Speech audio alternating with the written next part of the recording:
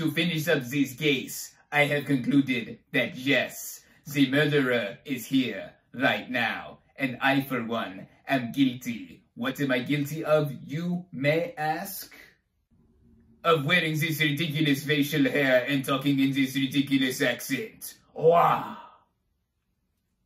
What is up, everybody? RandomRandomMan here. I hope everyone out there is continuing to stay safe and be well during this unpredictable time, as I am here bringing you my review for the 2022 film adaptation of Death on the Nile, based on the 1937 novel of the same name by Agatha Christie. The plot of this mystery thriller basically follows Belgian sleuth Hercule Poirot, played by Kenneth Branagh, who, while on vacation on the Nile, must investigate a murder. Going into this movie, I was looking forward to seeing it, as the previous film, 2017's Murder on the Orient Express, I enjoyed seeing Kenneth Branagh in front of the camera as legendary detective Hercule Poirot from the page, and also him behind the camera producing and directing, was fun to see, at least from what I remember from over 4 years ago. That's how long it's been since that film. And now we have finally received a sequel that was almost instantly greenlit from the success of that 2017 prior film.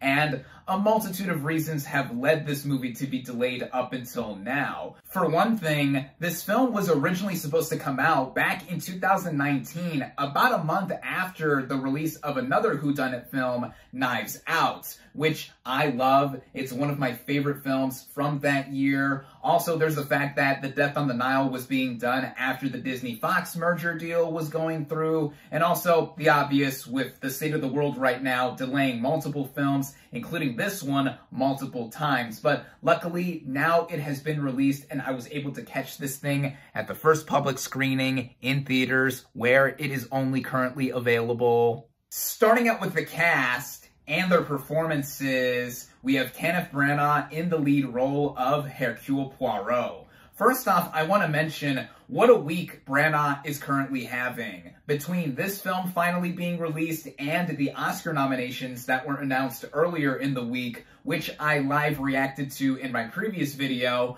Branagh got a few nominations for his most recent film before Death on the Nile, Belfast, and now he has been nominated for an Oscar 8 times across his career and has been nominated in 7 different categories by now, making him the most nominated individual across multiple categories. So, wow. But getting back to Branagh returning as Poirot, I think he slips back into this role like a glove, and he's certainly a highlight of this movie, just like the previous film. With his iconic facial hair and all, and his personality. He is assertive and attentive to detail, and that is what makes him a great detective, or the world's greatest detective. Also returning in front of the camera is the only other cast member from the previous film here, and that's Tom Bateman as Book, an old friend of Poirot's who has another substantial role in this film, and just so happens to have been reunited with Poirot while vacationing in Egypt. And he is basically Poirot's assistant across this film, just like in Murder on the Orient Express. And I thought he was very good here as well.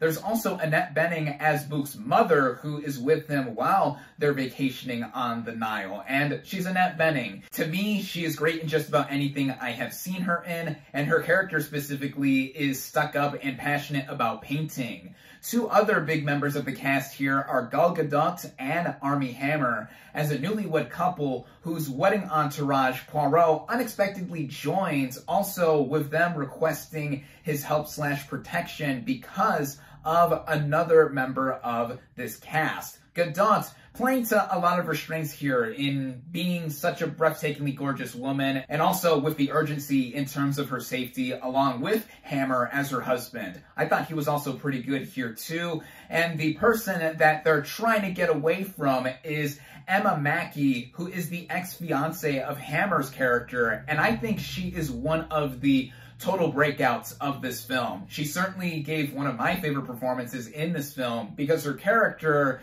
is more than a little salty of having previously been engaged with Hammer's character, and then now, 6 weeks after we previously saw them together in a flashback, he is with this woman, and now she has been following them all across their honeymoon, so to speak. And yeah, she has a very icy chill to how she looks, and also her demeanor in getting what she wants and feeling that Hammer's character is still into her. So, if that isn't intimidating, I don't know what is. Also standing out is Sophie Okonedo as this jazz singer who performs at this club where Hammer and Godot's characters first met, and is also a potential love interest of sorts for Poirot. And I think that the vibe that she gave off in this movie too, just also being a little bit mysterious onto herself, I dig that, and it totally fit what this movie was going for. Letitia Wright plays her manager slash niece too, and I thought she was good for what she had to do as well. Also in her specifically being the love interest to Bateman's Book. And there are other members of the cast here that I can go on about, like Russell Brand, who is the ex-fiancé to Godot's character. Why are there so many ex-fiancés involved with the wedding of those two characters? I don't know. It's in the original source material, I assume. And Brand gives a very understated performance here as well. His character is also a doctor. Also related to Godot's character is the one played by Ali Fazal, who is a lawyer, and her cousin. Basically, almost anyone and everyone in this film, whether they have a big or small role, I think do well for what they have to do. But I think the standouts within this movie are for sure Kenneth Branagh as Hercule Poirot, and for me, Emma Mackey and Sophie Okonedo. Getting into the writing, which was done by Michael Green, he actually returns to adapt this film's source material like he did previously with Murder on the Orient Express in 2017.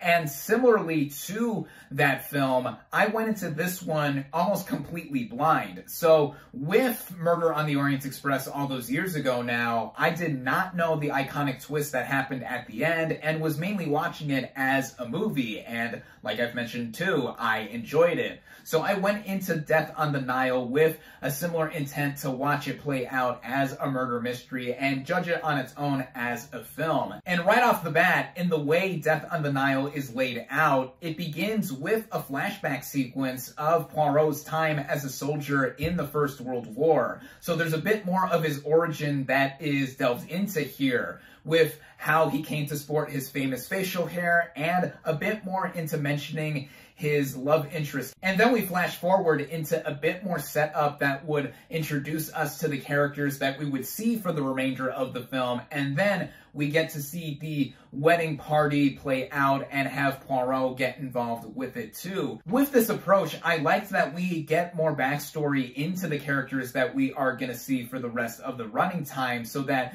we can either figure out for ourselves, who may or may not be the culprit by the end, and also have it move differently from how the previous movie was paced out. In fact, the title Death on the Nile doesn't even happen until just about an hour or so into the film, which is almost at the halfway point in this movie, running at just over 2 hours in length, and that is when it becomes a proper murder mystery film. That I thought was both to the movie's benefit and detriment for what it was doing in literally being structurally split, because when we get into Poirot trying to figure out who is the murderer on this very lavish looking boat, it plays out like a modest murder mystery would, with Poirot basically suspecting anyone and everyone that is a major player in the film, and him going back and forth with clues and just other basic things that would come with the territory of this genre, which I thought in how Branagh was able to steadily stabilize it all throughout, it did make for something that was consistently entertaining. But I think that those that are already familiar with the source material or are just into murder mysteries in general will not find that much new or insightful with what this film is going for. And I also say this as someone who was not familiar with the source material at all. I'm just someone who is into murder mysteries,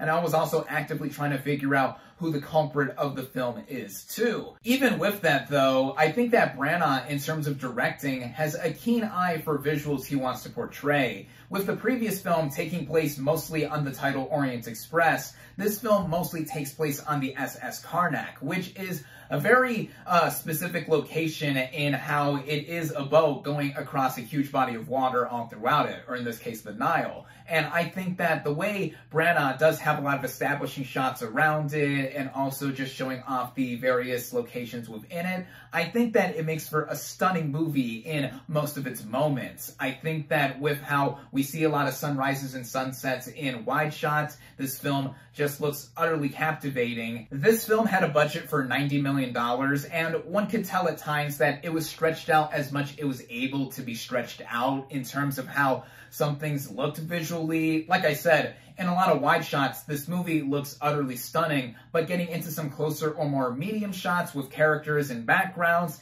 it looked like it was either green or blue screen, or it wasn't imposed properly to make it look believable in some moments. But those are fleeting in retrospect, as overall I was into the atmosphere this film was going for in portraying the 1930s in Egypt. A lot of Branagh's frequent collaborators from other movies of his do come back to work on this film, including composer Patrick Doyle, who also returns from Murder on the Orient Express. And I think that his score here has a very classic feel to it, while also being modernized to fit how this movie is trying to rejuvenate the murder mystery genre in readapting a classic. The suspense and tension that is put into the score also made it move briskly along, and again, this film running at just over 2 hours in length, I thought that it didn't overstay its welcome. And yeah, all in all, I think that this film succeeds in what it does in both being a sequel to Murder on the Orient Express and on its own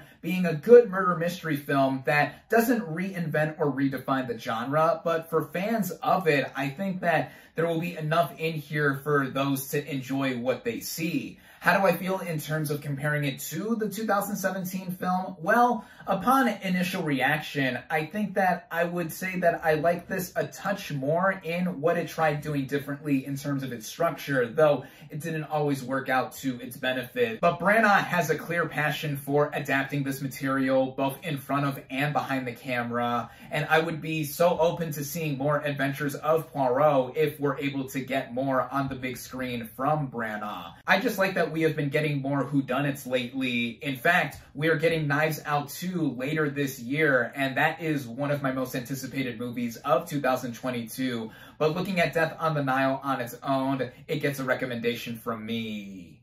My final verdict for Death on the Nile is 3.5 out of 5 stars.